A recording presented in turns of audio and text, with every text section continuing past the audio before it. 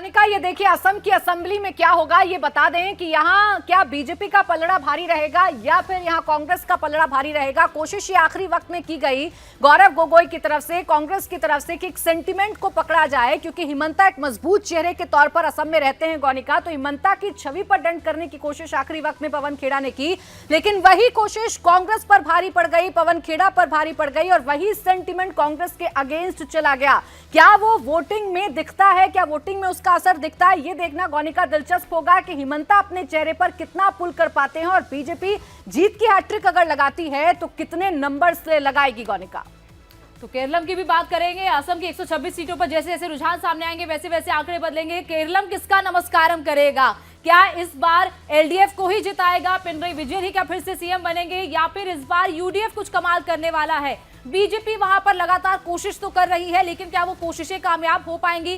केरल का नाम बदलकर केरलम किया गया, जो लंबे वक्त से मांग चल रही थी वो तो किया गया, लेकिन क्या ये सब चीजें आगे फायदा करने वाली है या नहीं करने वाली है, ये देखना होगा। और जैसे जैसे रुझान सामने आएंगे वैसे वैसे अपना आंकड़े बदलेंगे। क्या जो एग्जिट पोल्स लगातार कह रहे हैं वो सही होने वाला है? क्या एलडीएफ जाने वाली है और यूडीएफ इस बार सत्ता में आने वाली है?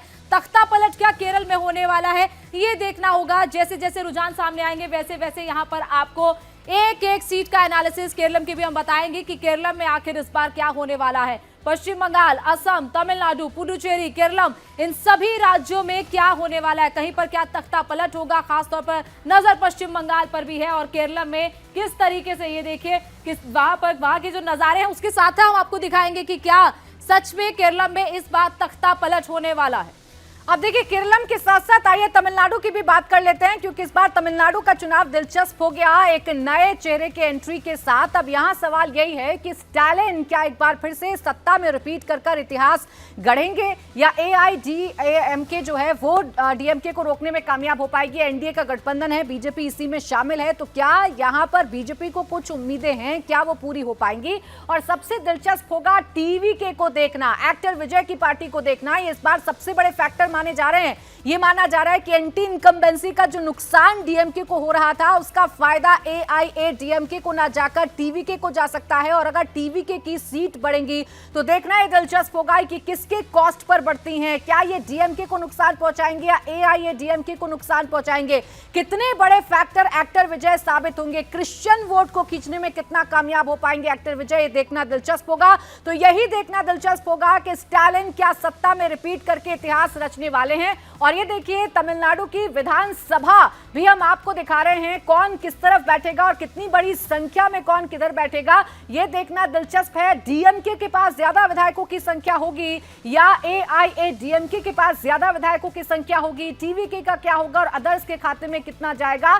234 विधानसभा सीटें हैं तमिलनाडु में, और इन 234 विधानसभा सीटों में से कौन मैजिकल फिगर के पास पहुंचेगा, इस पर आज पूरे दिन हमारी नजर बनी रहेगी। जैसे आप बात कर रही थी स्टालिन की, स्टालिन क्या बड़ा चेहरा बन के उभरेंगे? क्योंकि एआईडीएमके के पास कोई ऐसा चेहरा नहीं है। पलानीस्वामी है, लेकिन पलानीस्वामी इतना बड़ा चेहरा भी नहीं है कि वो इतना बड़ा इंपैक्ट कर पाए। और टीवीके के विजय जिस तरीके से जेंजी और मिलेनियंस का वोट हासिल कर रहे हैं, क्या वो किंग मेकर होंगे? क्या पोस्ट रिजल्ट अलायंस होगा? ये सारी नजरों पर, सारी चीजों पर नजर रहेगी कि आखिर तमिलनाडु में भी क्या होने वाला है। तो तमिलनाडु पर हमारी नजर है, तो पश्चिम बंगाल पर नजर बनाए रखिएगा। तेजी के साथ ये टैली बदलने जा रही है। इस बार जिस तरीके का चुनाव हुआ और जैसा वोटर टर्नआउट रहा है पश्चिम बंगाल में, ये माना जा रहा है कि लहर वाला चुनाव है, सुनामी वाला चुनाव है। लेकिन ये लहर किसके पक्ष में चल रही है, सुनामी किसके पक्ष में चल रही है, ये अब से थोड़ी ही देर बाद आपके सामने आपके स्क्रीन पर होगा।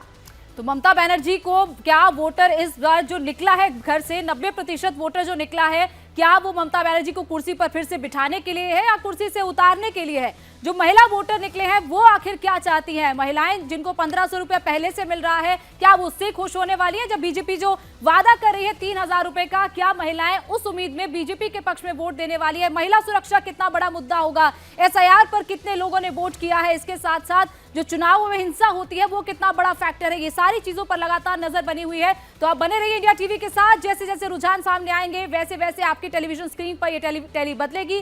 5 राज्यों में क्या होने वाला है जल्द ही आपके सामने आने वाला है।